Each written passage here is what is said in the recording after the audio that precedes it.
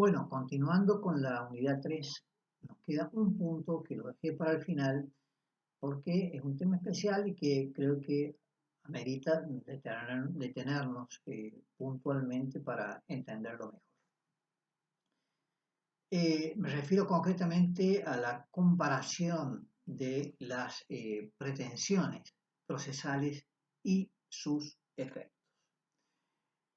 Eh, es muy común que a partir de un hecho con trascendencia jurídica, llámese un accidente de tránsito o cualquier tipo de siniestro, ¿no es cierto? Cualquier hecho con trascendencia jurídica, es muy común que a partir de allí nazcan una multiplicidad de pretensiones procesales e inclusive también es muy factible que a partir de ese hecho con trascendencia jurídica haya una multiplicidad de personas que reclamen a partir del mismo hecho con trascendencia jurídica. Piensen simplemente, por ejemplo, en un accidente en cadena. O bien piensen en algún siniestro vial que haya traído aparejado la muerte o la desaparición o las lesiones de muchas personas.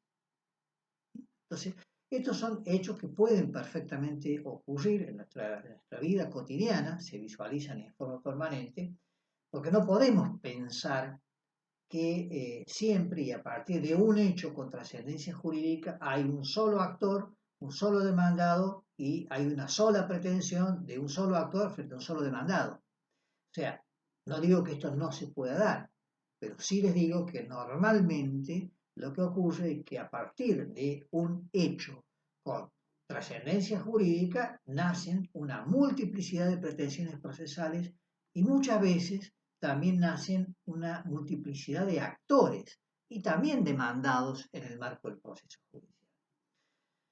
Entonces aquí es en donde empieza la necesidad y se plantea la necesidad de que se cuiden, se salvaguarden, se protejan dos intereses que en el ámbito procesal son de una enorme trascendencia. Me refiero a la seguridad jurídica y a la economía procesal. Y digo los dos porque los dos principios están afectados o se ven involucrados a los fines de resolver qué hacemos cuando ocurre o se plantea esta situación de que haya muchas pretensiones y haya muchos actores o sujetos del proceso. Y es lógico que esta situación se plantee y que desde el ámbito de la academia y luego desde la legislación surjan respuestas concretas frente a esto. Porque obviamente, si de un mismo hecho con trascendencia jurídica surgen una multiplicidad de actores y que cada uno puede iniciar su demanda por su cuenta y ante el juzgado que entienda corresponder o que le toque en turno. Y y esto a su vez puede traer como consecuencia que haya distintos jueces que puedan resolver sobre el mismo conflicto, sobre el mismo hecho con trascendencia jurídica, puede traer aparejado naturalmente que haya fallos contradictorios. Fíjense ustedes cómo empezamos a comprometer uno de los elementos, seguridad jurídica.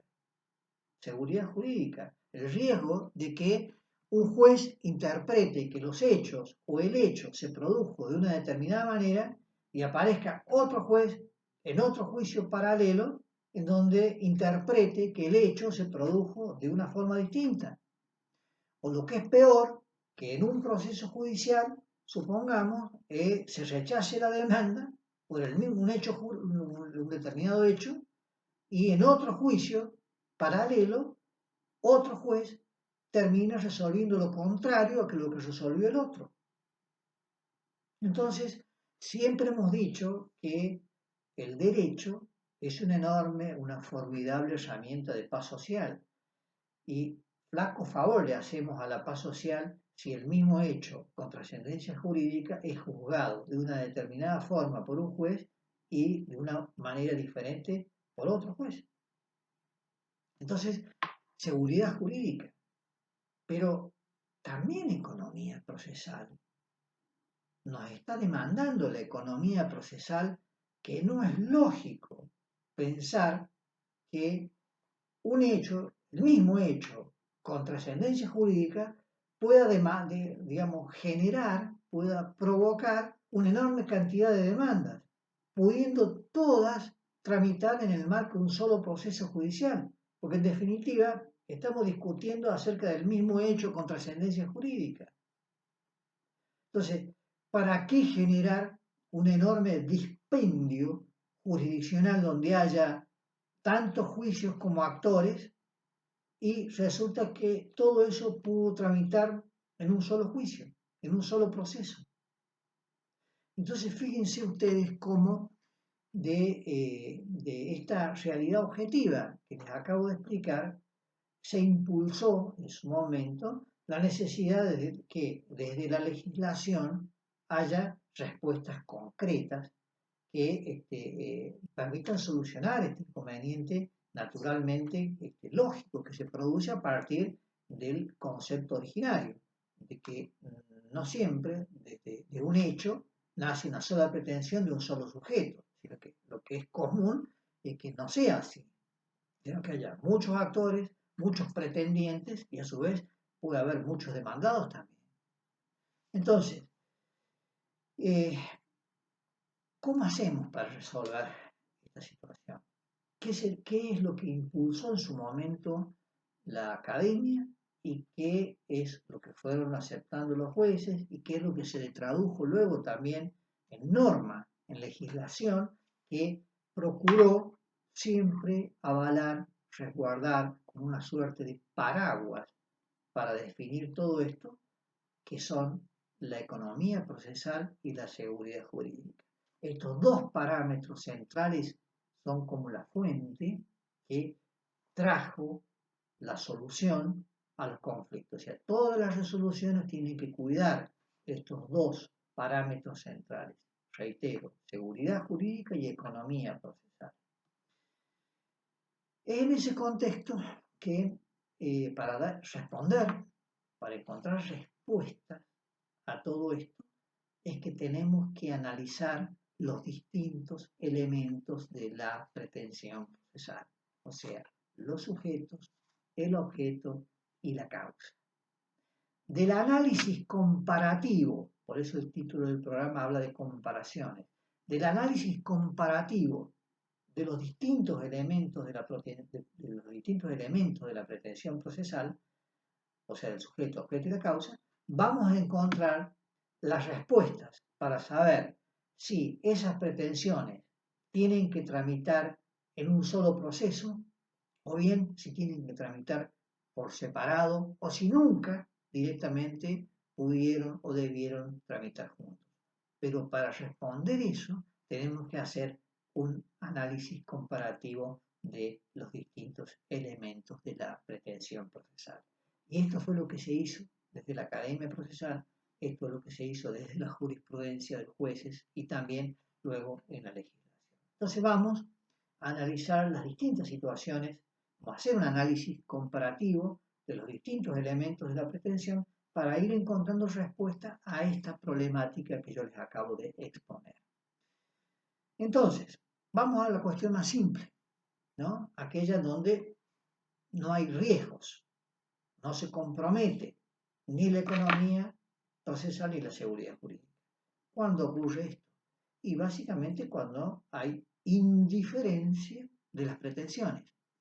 Cuando las pretensiones no tienen ningún punto de confluencia. Cuando el sujeto, objeto, causa que pueda exponer el actor no tenga nada que ver con el sujeto, el objeto y la causa de otra persona. O sea, hay indiferencia de pretensiones. ¿Cuándo hay indiferencia de pretensiones? Y es, por ejemplo, si Juan le reclama a Pedro que le pague una deuda de dinero que tiene con él mismo, y a su vez está Santiago que le reclama a María porque le deben restituir el inmueble que le entregó porque se venció el contrato de locación. No hay allí ningún tipo de coincidencia. No coinciden ni los sujetos, son todas personas distintas, no coincide el objeto, en un caso se pretende un pago dinerario y en el otro la restitución de un inmueble, y la causa tampoco tiene nada que ver. Uno es un préstamo en dinero y el otro es un contrato de locación. Por lo tanto, no coincide ni los sujetos, ni el objeto, ni la causa. ¿Qué es lo que hay?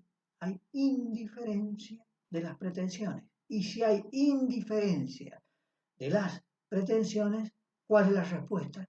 Los juicios tienen que tramitar por separado. Los juicios tienen, reitero, que tramitar por separado.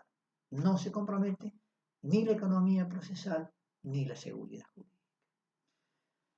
Ahora bien, vamos al supuesto inverso, que es cuando hay identidad de pretensiones. A diferencia del primero, indiferencia, ahora hay identidad de pretensiones. ¿Cuándo hay identidad de pretensiones? Hay identidad precisamente cuando coincide el sujeto, el objeto y la causa, que puede darse en dos situaciones, en juicios concluidos o juicios en trámite. Y acá hay que tener mucho cuidado. Supongamos que yo inicio un proceso judicial en donde le reclamo a una determinada persona que me abone una indemnización que me debe como motivo de un accidente de tránsito. Lo cierto del caso es que yo inicio el juicio contra esa persona, supongamos que se agote el juicio, terminó el juicio, perdí el juicio, la sentencia quedó firme, se pasó una autoridad de cosa juzgada material. ¿Qué implica eso? Que no se puede volver a discutir acerca de ese hecho litigioso. Terminó. Pero por esas cosas de la vida, un día yo me desperté temprano y dije, voy a iniciarlo de nuevo el juicio. Entonces, frente a esta situación, tiene que existir alguna herramienta que permita impedir que se pueda tramitar ese proceso que pasó la sentencia en autoridad de cosa juzgada material. Para lo cual tenemos que invocar básicamente ¿qué? Que hay identidad de pretensiones. O sea, y si hay identidad de pretensiones, los mismos sujetos, el mismo objeto, la misma causa, no puede volver a tramitar porque esa causa pasó, esa sentencia que se dictó en ese juicio pasó en autoridad de cosa juzgada material. Entonces tiene que existir alguna herramienta procesal que permita impedir el avance de ese nuevo juicio que se inicia con los mismos sujetos, el mismo objeto y la misma causa. ¿Y cuál es? Es simplemente la excepción de cosa juzgada, que deberá plantear el demandado en ese nuevo juicio para lograr que el mismo se archive de origen al comienzo y que no tengan que seguir hacia adelante generando un dispendio jurisdiccional inútil cuando se trata de un juicio que ya había, que no se podía volver a discutir porque había identidad de pretensiones. Coincidía el sujeto, coincidía el objeto, coincidía la causa, por lo tanto no se podía volver a discutir de nuevo. Entonces, acá aparecen los dos elementos, los dos parámetros. Seguridad jurídica, porque no se puede volver a discutir lo que ya se discutió y se resolvió. Y también economía procesal, porque estamos evitando un enorme dispendio. Porque imagínense lo que implicaría esto, que todo el juicio tramite hasta la sentencia, para que después en la sentencia digan, no, esto está, hay cosas juzgadas porque este juicio ya se resolvió con anterioridad. No, a través de una herramienta que ya se va a explicar más adelante, que son las excepciones previas, ustedes pueden anticipadamente plantear estas cuestiones y qué deben argumentar básicamente que hay identidad de pretensiones. Los mismos sujetos, el mismo objeto, la misma causa y que ese conflicto ya fue resuelto. Ya fue resuelto. Entonces, ahí ven ustedes cómo ustedes tienen la herramienta para bloquear el avance de ese proceso. Pero también puede ocurrir, no solamente en el caso de un juicio fenecido, puede ocurrir también en un juicio en trámite. O sea, yo puedo haber iniciado un juicio y de golpe, donde supongamos el mismo escenario recién, inicio un juicio contra una determinada persona para que me pague una indemnización.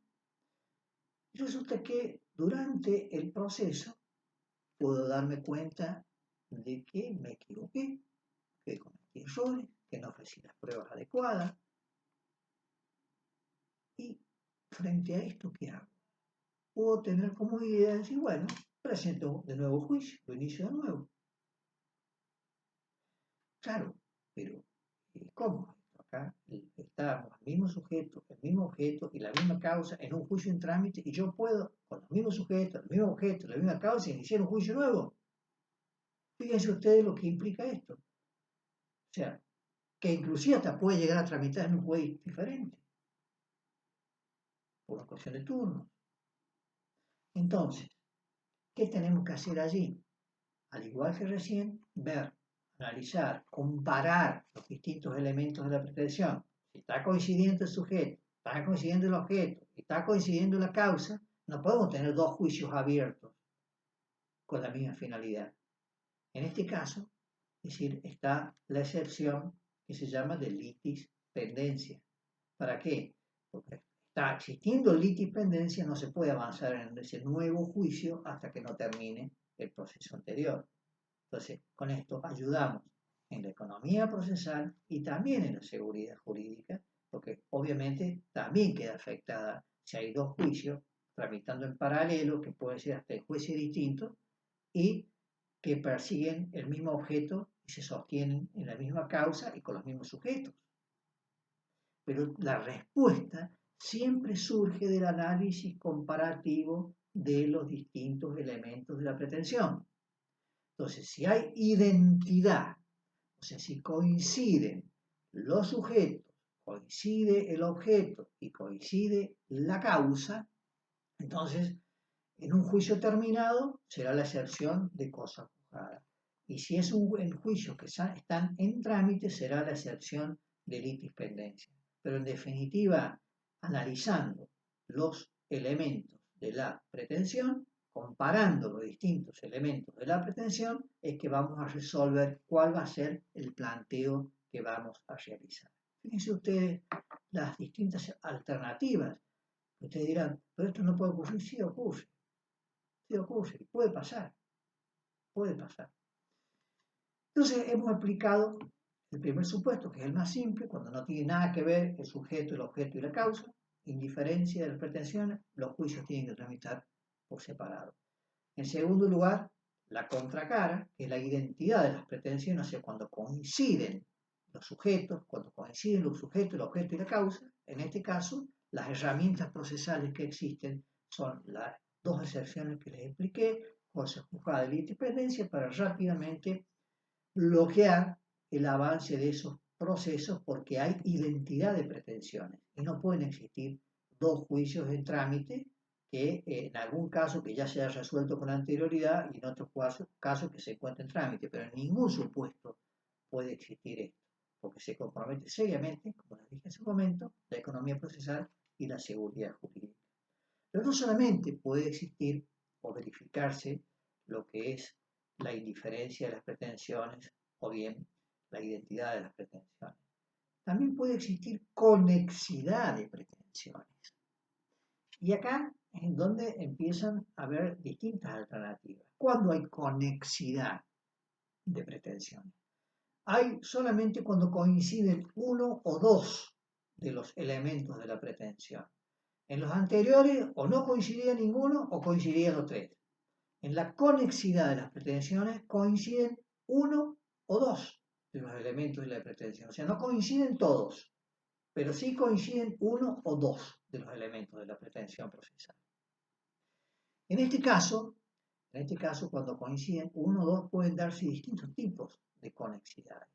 Tenemos la conexidad subjetiva, ¿no? O sea, cuando solamente coincide uno de los elementos.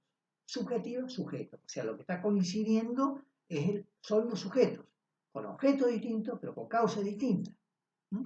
Supongamos que yo tengo frente a la misma persona, tengo dos reclamos distintos. Que me devuelva una bicicleta que le presté y también que me pague un dinero que le di por en otro negocio jurídico, pero siempre a la misma persona. Fíjense ustedes ahí qué ocurre. Los sujetos somos los mismos, pero el objeto es distinto. En uno persigo que le paguen, que me dé el dinero y el otro que me devuelva lo que le presté, otra cosa que le presté que no tiene nada que ver con el dinero. En otro negocio jurídico, que no tiene nada que ver. Entonces, el objeto es distinto. La causa también es distinta. Entonces, lo único que coincide es el sujeto. Ahora, si está coincidiendo los elementos subjetivos, o sea, los sujetos, ¿qué solución podemos tener frente a esto? Acá, básicamente, no está comprometida la seguridad jurídica. Porque yo podría iniciar dos juicios contra la misma persona y no habría riesgo de sentencias contradictorias ni nada, porque en definitiva la causa es diferente y el objeto es distinto. Pero sí está comprometida o afecta, debilita la economía procesal, porque en definitiva si somos los mismos sujetos, ¿por qué no concentrar en un solo juicio las dos pretensiones? Y evitamos que haya dos juicios o tres juicios por cada una de las pretensiones que yo tenga contra el mismo sujeto. Por supuesto que se tienen que dar otros requisitos que ya los vamos a aplicar en una unidad más adelante, pero la herramienta procesal, ¿cuál es? La acumulación de acciones. La acción es entendida como pretensión, la acumulación de pretensiones frente al mismo sujeto. ¿No? La acumulación de pretensiones, todas que tuviere contra el mismo sujeto. Esta es la herramienta procesal, está en el artículo 87, 88 de nuestro ordenamiento procesal, pueden verlo si quieren, pero en definitiva, lo que me interesa ahora es que ustedes vean cómo del simple análisis comparativo, y vemos que coincide un elemento, el sujeto, los objetos distintos, la causa es diferente, pero no importa, pero coinciden los mismos sujetos, podemos concentrar en un solo juicio, en un solo litigio, todas esas pretensiones que hubiera. Y en ese mismo juicio resolver sobre ambas, o sobre todas las que hubiera. Entonces, economía procesal, una situación. Pero no es el único tipo de conexidad. Dijimos que son tres los elementos. Puede existir una conexidad en el objeto, o sea, que sean diferentes sujetos, diferentes los sujetos, diferente la causa, pero el objeto sea el mismo. O sea, puede ocurrir, por ejemplo, que yo esté demandando para que me restituyan un determinado inmueble y lo hago en mi carácter de titular registral, una reivindicación de un inmueble, pero puede supongamos, en mí, hacia Pedro. Pero a su vez también puede existir que otra persona, Juana, le está reclamando a Diego que le entreguen el mismo inmueble, nada más que Juana invocando derechos posesorios sobre el inmueble. Nos encontramos con esta situación, en donde el objeto es el mismo. Tanto Juana como yo estamos persiguiendo el que nos devuelva un inmueble. ¿No es cierto? Ahí hay lo que se llama una coincidencia. El objeto es el mismo, pero los sujetos somos distintos. Yo le estoy pretendiendo a una persona que me devuelva el inmueble y Juana le está persiguiendo a la misma persona, pero que le devuelve el inmueble, pero son dos relaciones jurídicas distintas. Es más, yo invocando mi calidad de dueño y ella invocando su calidad de poseedora, pero en definitiva son dos relaciones jurídicas diferentes. Por lo tanto, el elemento sujeto es distinto. La causa también es diferente. Yo estoy, como les dije recién, invocando derechos dominiales y la Juana, que sería la otra actora, está reclamando derechos posesorios. Entonces, La causa tampoco coincide. Entonces, acá lo único que coincide es el objeto, que es la casa que yo estoy reclamando para mí y Juana hace lo propio desde otra relación jurídica, con otros argumentos. Entonces, bueno, acá hay solamente conexidad objetiva. Lo único que coincide es el objeto, la casa. En este caso, también tiene que haber alguna herramienta, porque imagínense el caos que podría generar que haya un juez que diga que me da la casa a mí y haya otro juez distinto que le diga que le restituya la casa a Juana. Fíjense el riesgo que hay allí, seguridad jurídica, se compromete la seguridad jurídica. También la economía procesal, porque todo podría tramitar en un solo proceso, evitando todo tipo de riesgos. Y acá es en donde la academia, la jurisprudencia, la legislación dieron vida a lo que se llama la acumulación de procesos. O sea, esos procesos que nacieron por separado perfectamente pueden llegar a acumularse, ya veremos más adelante cómo es el trámite, pero se pueden acumular para que todo discurra en un solo juicio y en ese juicio se resuelva a quién finalmente se le va a restituir el inmueble. ¿Y qué estamos haciendo allí? Simplemente comparando. ¿Qué es lo que hay? Una conexidad objetiva.